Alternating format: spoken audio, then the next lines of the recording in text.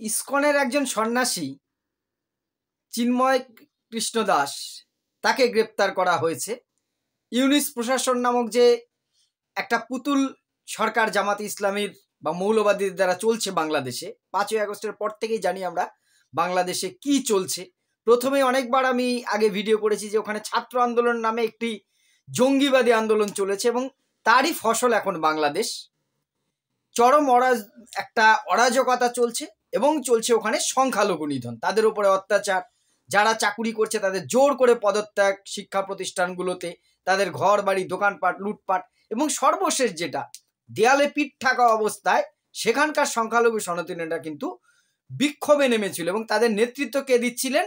এই স্বামী ইসকনের একজন মহারাজ সন্ন্যাসী স্বামী চিন্ময় কৃষ্ণ দাস, তিনি নেতৃত্ব দিয়েছিলেন এবং তার ভাষণ কোনো উস্কানিমূলক ভাষণ ছাড়াই মানুষকে আকৃষ্ট করছিল। মানুষ কিন্তু সেখানকার সংখ্যালঘু জনগোষ্ঠী, বিশেষ করে সনাতনী সম্প্রদায়, তার কথায় কিন্তু একটা ভরসা পাচ্ছিল। তারা কিন্তু আর বাংলাদেশ ছেড়ে ভারতে পালিয়ে আসার চিন্তা ভাবনাটা ত্যাগ করছিল যে মরলে আমরা এই দেশের মানুষ এই দেশেই মরব। গতকাল কি হলো? সেই মহারাজ স্বামীজিকেই কিন্তু কি করা হলো, বাংলাদেশ ইউনিস চাচার যে প্রশাসন তাকে অ্যারেস্ট করে নিল।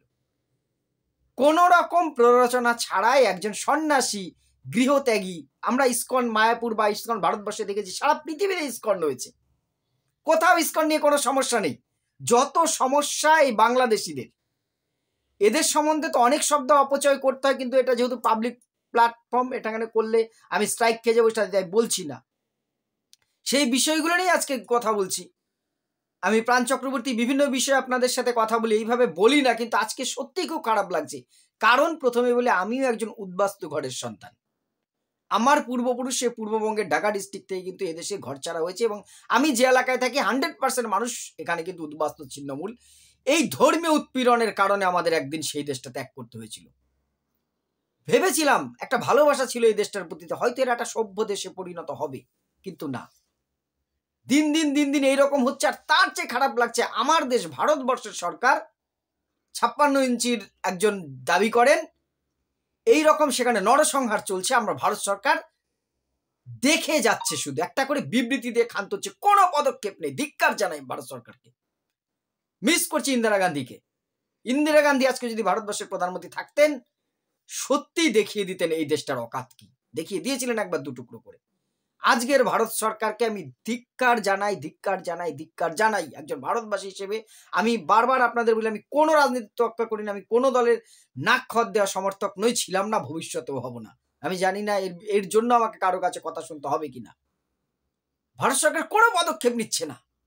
একটা দেশে আজকে কটা মাস ধরে অরাজকতা চলছে, সেখানকার সংখ্যালঘুদের উপর অত্যাচার হচ্ছে।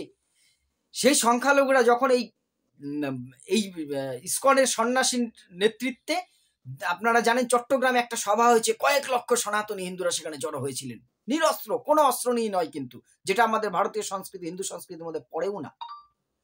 তারপরে রংপুরে গতদিন সভা হয়েছে, বিভিন্ন বিভাগীয় শহরে এরকম সভা হচ্ছে এবং লক্ষ লক্ষ লোক তার কথা শুনছে এবং তারা একটাই পণ করছে, ওখানকার যারা মৌলবাদীরা তারা কি চাইছে, যেখানকার যারা সংখ্যালঘু, বাংলাদেশের যারা সংখ্যালঘু, তারা পালিয়ে ভারতবর্ষে চলে আসুক। আসলে কি সুবিধা? আমাদের পূর্বপুরুষরা এসেছিল, তাদের জমি জমা সব ছেড়ে চলে আসবে, সেই সম্পত্তিগুলো তারা ভোগ করবে। এইবার এই চিন্ময় কৃষ্ণ দাসের নেতৃত্বে সংখ্যালঘুরা কিন্তু এবার একত্রিত হয়েছে, আমরা মরলে এই দেশে মরবো, আমরা দেশ ছেড়ে যাব না। এটাই কিন্তু এবারে ওখানকার মৌলবাদী ইউনিস সরকারের পরিকল্পনায় বাদ সেধেছে, যে এরা তো দেশ ছেড়ে যাচ্ছে না, এত অত্যাচার করছি, দোকানপাট ভাঙচুর করছি, মিথ্যা কেস দিচ্ছি, চাকুরির থেকে বরখাস্ত করছে, শুধুমাত্র ওখানকার সংখ্যালঘু হওয়ার কারণে কয়েকশো চাকুরিজীবীকে চাকরির থেকে পদত্যাগ করা হয়েছে, অধ্যাপক, শিক্ষক, সেনাবাহিনী উপস্থিতিতে তাদের দিয়ে পদত্যাগপত্র লেখানো হচ্ছে। ভাবতে পেরেছেন?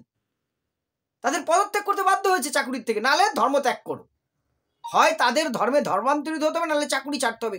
কত বড় একটা বাজে বিষয়, একবার ভাবুন তো। এর বিরুদ্ধে প্রতিবাদ শুরু হয়েছে এবং সনাতনীরা এবং সেদেশের বিভিন্ন সংখ্যালঘু, বৌদ্ধ, খ্রিস্টান, হিন্দু যারা আছে সবাই একত্রিত হয়েছে। এইটা তাদের মৌলবাদীদের মূল উদ্দেশ্যটা কিন্তু এবারে অ্যাটাক হয়েছে। তারা এতদিন চাইছিল এরা পালিয়ে গেলে এদের সম্পত্তি পাবো, সেই সম্পত্তি পাবার লোভটা এবার কিন্তু তাদের আর কাজ হচ্ছে না, কারণ তারা আর এত কিছুর পরেও দেখেছেন আমরা বর্ডার অঞ্চলে থাকি, ওই দেশ থেকে কিন্তু লোক কিন্তু এই দেশে ঢুকছে না। এবার কিন্তু তারা দেয়ালে পিঠ থেকে গেছে যে মরলে আমরা তো বাংলাদেশের মানুষ, আমরা এই দেশেই মরবো। এইবার আর কিছুতেই হয়ে উঠছে না। এইবার কাকে ধরো? ইসকনকে ধরো। কি স্লোগান?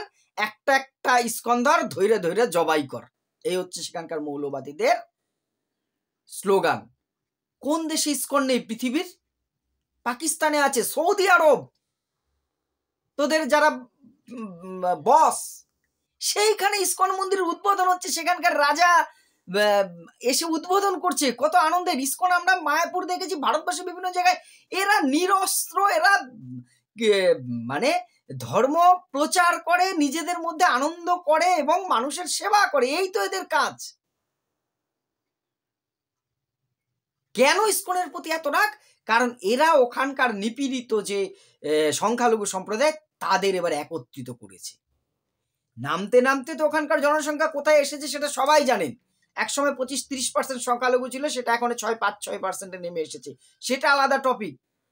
আমি ধর্মীয় উস্কানি তো আমার কাজ নেই, কিন্তু যেটা হচ্ছে, এই চিন্ময় কৃষ্ণ প্রভুকে কিন্তু কি করা হয়েছে? অ্যারেস্ট করা হয়েছে, এবং পরিকল্পনাটা অন্যরকম ছিল।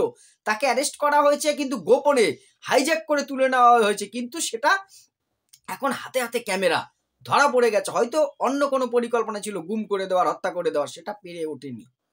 এবার কি হচ্ছে? ওখানকার সংখ্যালঘুরা যখন এই চিন্ময় কৃষ্ণ প্রভুর অ্যারেস্ট করে প্রতিবাদে পথে নামছে, পুলিশ লাঠিচার্জ করছে, বোম মারছে সেখানকার সংখ্যালঘুদের উপর। কি অকথ্য অত্যাচার চলছে, আর ভারত সরকার বসে বসে মজা দেখছে। ধিক্কার জানাচ্ছি আমি আবার। কেন এই দেশটার সাথে এখনো আমাদের বাণিজ্য সম্পর্ক চলছে? কেন পেট্রাপল, কেন চ্যাংরাবান্ধা, কেন হিলি, কেন ফুলবাড়ি সীমান্ত সিল হয়নি? কেন আমাদের দেশ থেকে পণ্য যাচ্ছে? 7 দিন বন্ধ থাকলে যে দেশ না খেয়ে মরবে, সেই দেশকে আমি বাঁচিয়ে রাখবো। কেন এইভাবে করি? এদেশ টাইট দিতে পারছে না আমাদের সরকার। আজকেও জানতো ভারতবর্ষের পশ্চিমবঙ্গের সমস্ত হসপিটালগুলোতে বাংলাদেশি রুগীর উৎপাতে আমরা রুগী চিকিৎসা করাতে পারি না, আমরা এইমসে ট্রিটমেন্ট করাতে পারি না। বাংলাদেশিরা এসে লাইন দিয়ে চলে যাচ্ছে পাসপোর্ট দেখে চিকিৎসা করে। ভারতবর্ষ কলকাতার মার্কেটগুলোতে জানতো বাংলাদেশের দাপটে থাকা যায় না। কেন বন্ধ হচ্ছে না তাদের ভিসা দেওয়া? কেন আমরা এইভাবে করে এই অত্যাচারী একটি জাতিকে পুষবো? আমার এখানে ধর্মীয় কোনো ব্যাপার নেই, কারণ আমার ভারতবর্ষে কোটি কোটি মুসলিম আছে, আমার প্রচুর বন্ধু আছে, আমার শিক্ষক আছে, আমার ছাত্রছাত্রীরা আছে। তাদের তো এই ধরনের মানসিকতা আমি কোনোদিন দেখিনি। এই বাংলাদেশি নামক জাতিটারই কিন্তু সমস্যা। আমি আবারও বলছি, ধর্মীয় থেকে বড় কথা, এই জাতিটা হয়ে গেছে একটা মৌলবাদের আখড়া।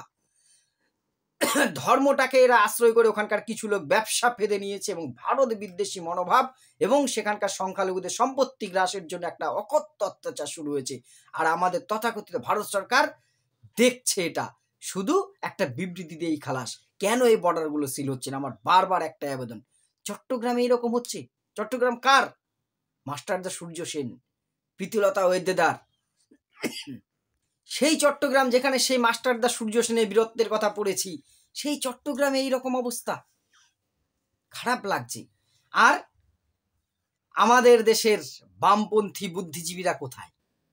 যখন সেখানে ছাত্র আন্দোলনের নামে জঙ্গি আন্দোলন হচ্ছিল, আমি সেদিনও আমার ভয়েস বেরিয়েছিল এর বিরুদ্ধে, যেটা ছাত্র আন্দোলন নয়।